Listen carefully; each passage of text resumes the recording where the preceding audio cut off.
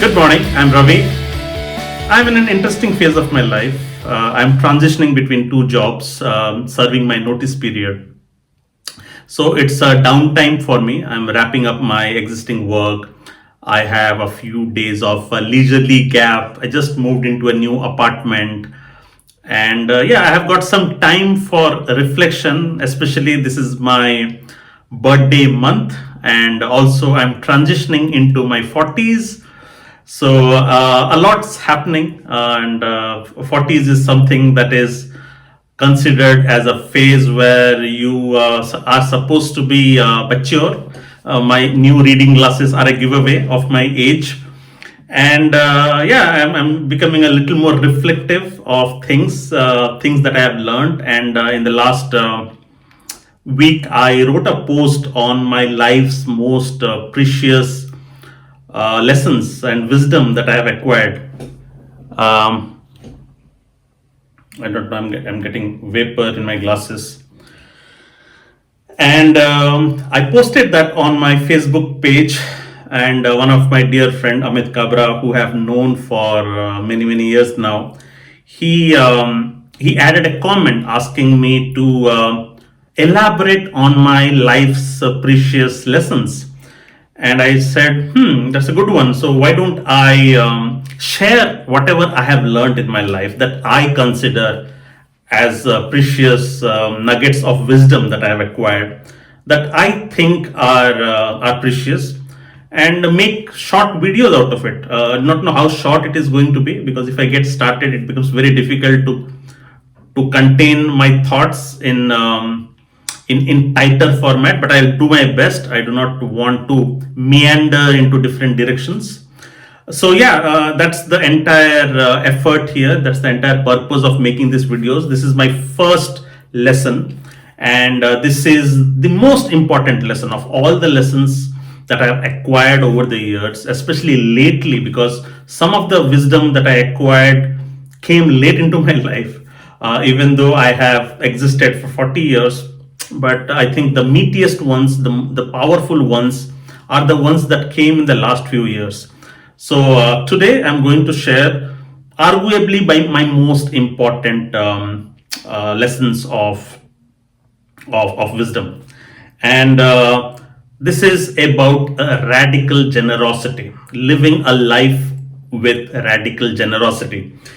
So I have taken some notes, so I'll be actually so that I stay on track. So I became a novice practitioner, a beginner and a novice practitioner of radical generosity in the last couple of years only, and I have been pushing myself to practice this day in day out, and it's an ongoing process. But my effort has been to make it radical generosity as my identity. Now, identity is another topic, okay? Maybe some other video. But I'm trying hard to make radical generosity as part of my identity. Who is Ravi? Ravi is somebody who practices radical generosity. I want to make it my identity. Now, generosity is different from charity, and I will explain that, and you'll get to understand. But most people delude themselves, saying that they are basically nice, helpful people. But when you push them beyond a point, they would not be helpful, because they're helpful only when it is convenient. And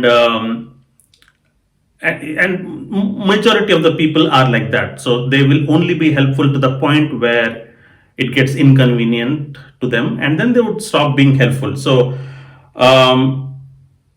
I'm talking about, when I talk about radical generosity, it is to the point where it's hard on you to help, okay, and you're actually giving a piece of you to the other person. That is the kind of generosity that I'm talking about. So most of humanity is filled with good intentions, but it's just that intentions, right? So beyond that is where real impact happens, and that is exactly what I'm trying to explain to you. So how did this happen in my life, and how did I transition into somebody who practices radical generosity? And I did this because of multiple influences in my life. I started reading, I started meeting, but one person who had a profound impact on my life was after I met Mr. Rajesh Sethi, who eventually became my mentor, and I started spending a lot of time. So he leads a life of radical generosity. He lives to help. If he's talking to you, I think I've said this many number of times. If he's talking to you, his main intention is that to dominate the conversation is to help you. So the majority of the conversation, he will be thinking, okay, in this conversation, how can I help the other person? That is his way of life, and I have seen him for a decade now, and this man is consistent to the core. Okay, without without any expectations in return. So that's how he lives. That's his identity. Yeah, and he practices this day in day out, and he lives to help, as I said, and it comes with a purity of heart. It's not a strategy or a tactic that, oh, if I help him, if I start helping other people, they will help me back. No, the point that it eventually happens is a different matter, because the power of reciprocity is a very powerful force in this world. It's a law of nature. When if you are helping other people, the reciprocity, the law of reciprocity kicks in, and you eventually receive help. But that's not his agenda. There is no agenda actually. So that's how he lives, and yeah, and he does not keep any score, and he would never be bitter if he's not getting back help. He would talk to you, and then his mind would race on how he will help you, and will try to help you in the next 24 to 48 hours, and then he's meeting the next person, and he would try to do the same. And that's how his life has been for the past many decades. Yeah, and one of his relationship credos, let me read this out. Have the best intention for the other person always, and always know what matters for the other person. This is his relationship credo. So yeah, so why should we be practicing? So I said what? Let me explain why. So you might ask me, yeah, but we are all busy people. We have our own relationships to maintain. We have our family to maintain. We have our bosses to work for. Where is the bandwidth, and what is in it for me? But most of these people don't ever ask what is in it for me. They always ask. Their relationships are in a way designed with the question, what is in it for you? All right, but I'll still ask. But I'm sure they're doing this with some purpose, right? So what is that purpose that drives us? Now, number one purpose is by doing this. Of course, it's virtuous. So there are many ways to live. So they have picked this way.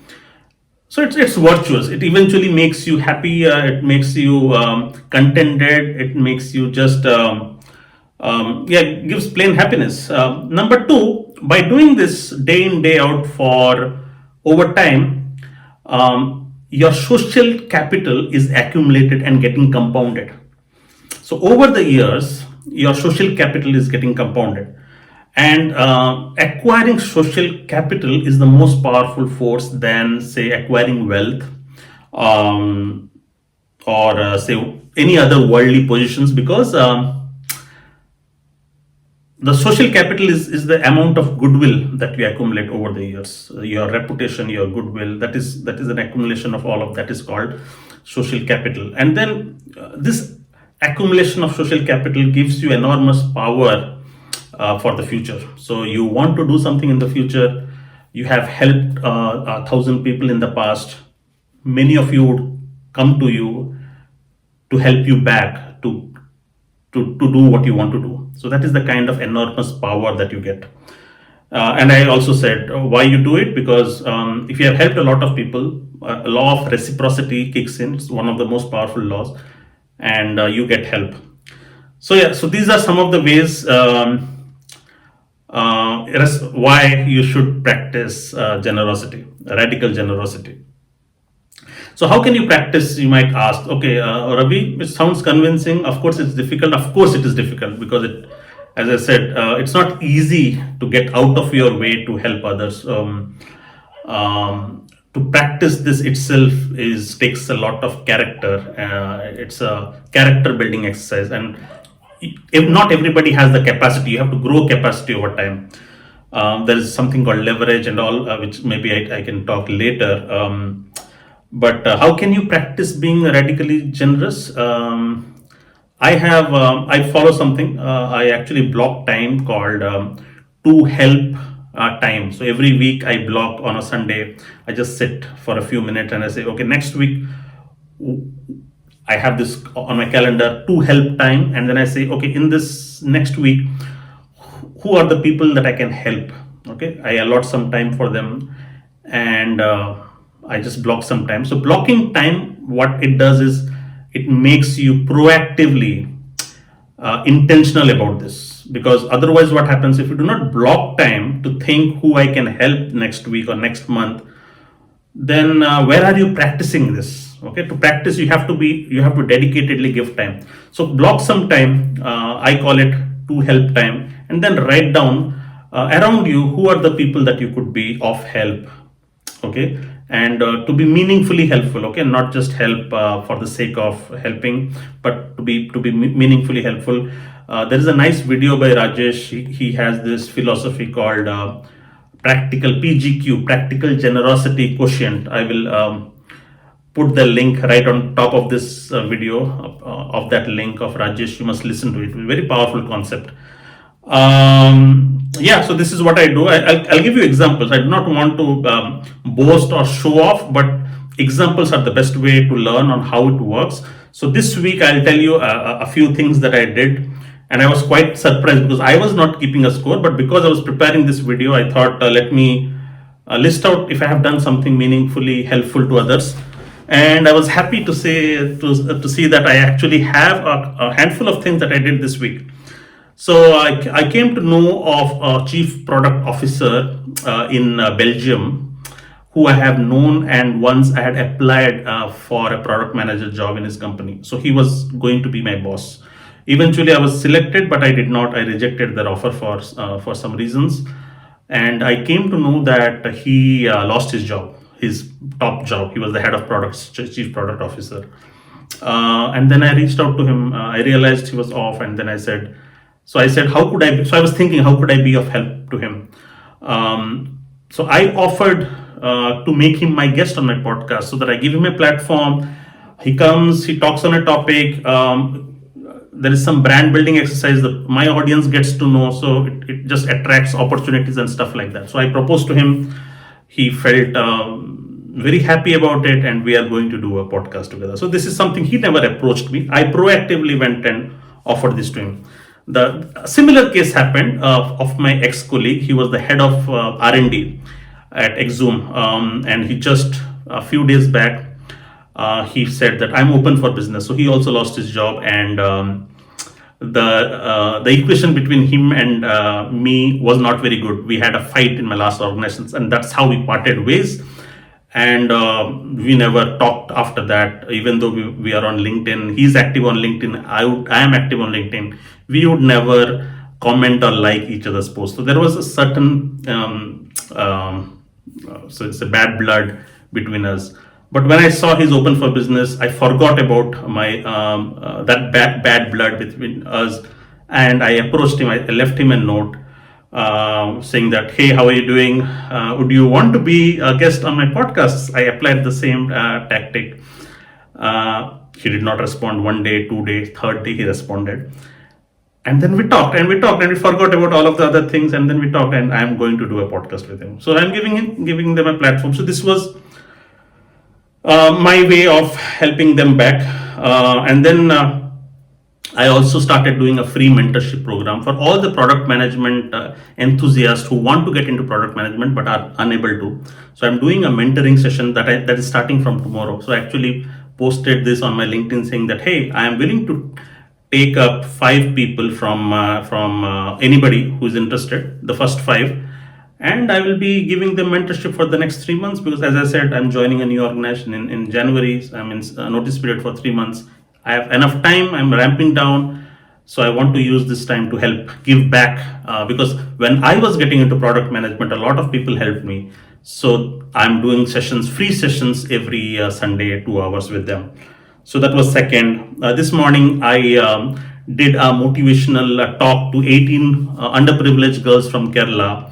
And after I did the talk, I told them, hey, let's create a Facebook group, because I know somebody comes, gives you a lecture and goes back, it's not going to help you. So I said, I am available for the rest of your life for any kind of help that you may want in the future. And they were thrilled to have it. So I created a Facebook group. I gave them my WhatsApp number. I said, I'm always available for you. Otherwise, just giving them a lecture, how is it? How is it giving bringing any impact to them? It does not. It does nothing meaningful. You inspire them in a talk 1 hour, and then you leave. They are going back to that old environment. So they need somebody to hold their hands and be with them at every stage of their life as they are climbing it. So I created a Facebook group. I said, join there, and they are thrilled. I'm getting some very, very endearing messages from them. I check out my Facebook page. I have shared some of their feedback. So that was one. The other thing that I did was I wrote a reference letter for a guy who's looking for a product manager job. I wrote a very nice reference letter because he was a working student, like he was an intern sort of a position in my company, and is finding it hard to crack into product manager. A bright kid, bright guy, great talent, great natural abilities. And I offered him, I said, wait, how are you applying? Do you have strong references? Let me write I wrote a very powerful reference letter, signed it, dated it. And I said, whenever you're applying, the moment you go to the second stage, send this also. And he was ecstatic. So the reason I'm giving you the examples is not to boast of what how helpful I am or how generous I am. No, the point is, when I give examples, it gives you a template on how you can also do the same. So by doing this, what is happening is I'm accumulating social capital. Those 18 girls, they grow up next 10 years. Somebody will remember me, okay, and someday we might cross path, and then some of these PMs, they would, of course, they would get into higher positions in their life. Someday we might all collaborate on something interesting, exciting. So yeah, this is my way of accumulating social capital. The other thing is helping upwards and downwards. This is an interesting phenomenon. Okay, so the examples that I gave you was helping downwards. That means these are the people who were some were underprivileged, and some were by resource and experience they were lower in the hierarchy. Okay, but that does not mean you will always be helping to people who are lower in hierarchy. You should also look for helping people who are upper in the hierarchy, in the value chain. Okay, say you should also be looking at helping people who are 10 times more successful than you, who might be millionaires and successful than you. You might think, but how can we be of any help to somebody who's a millionaire and who has all the wherewithal and resources at his disposal? How can we be of help to them? But interestingly, every person on this earth can do with some help. So you have to be creative. You have to see where is this person might want help. What are your strengths and how can you offer him help? I'll give you an example. So there is a guy, millionaire.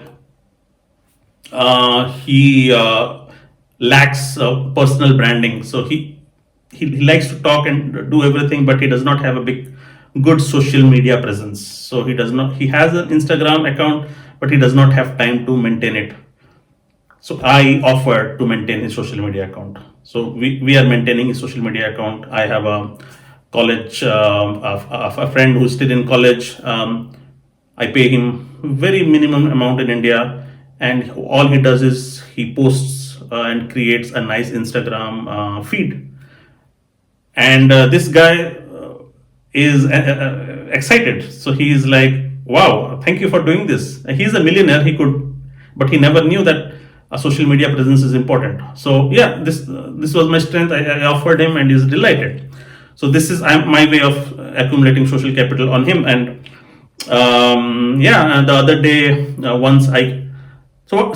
have to be creative. So for example, I once interviewed Kiruba Shankar, Again, he's quite popular. You can Google him. I interviewed him, and then I said, "How can I help him? How can I help him?" Then I created a videos. I created a 10 nuggets of wisdom or 10 lessons of wisdom from Kiruba video, where I accumulated all his public speaking videos, and I picked 10 lessons from different places, stitched them together, and presented a nice video. You should Google 10 lessons of wisdom from Kiruba. And that video became popular, and this Kiruba became very happy because nobody would do this because it's a lot of hard work. I'm actually resourcing. I researched all his videos and stuff like that. So these are examples of high impact help, right? Yeah. So this is how it is. The other help that I can remember is one of the persons that I met through a common friend. He was publishing his book, and yeah, and he was running an offer for his book. Then I said, okay, how can I help him? He was running an offer that day, so I immediately asked him, hey, could we do an interview together? Because I had my own podcast channel. I invited him at the nick of time. I was running late from work. I came back, and then we shot a quick 45 minutes video talking about his book. And my audience got to know about the offer, about the book. So he got some audience. He will remember me for the rest of his life, isn't it? So these are the ways on how you can practice being radically generous. And as I said, once you help somebody, do not keep a score. You help because that's how you are. Okay. So once you help somebody, look at the next person and help him, and then the next person and help him. Do not keep score. Do not be bitter if somebody you have helped did not help you back, even after asking. Do not, because you are helping because that's how your nature is, that's how your identity is. But don't keep scores, because in an otherwise transactional world, if you become radically generous without expecting something in return, you stand out, and you should do for the love of it and not for anything else. Yeah, so this was my first video, and some of the lessons that I accumulated. I tried to do my best to keep it tight, but if I have meandered, sorry about it. I think I'll get better with more videos. It's quite impromptu. Of course, I have some notes to guide me, but this is all that I had, and I'll be back with my second precious lesson from my life. See you then. Bye bye.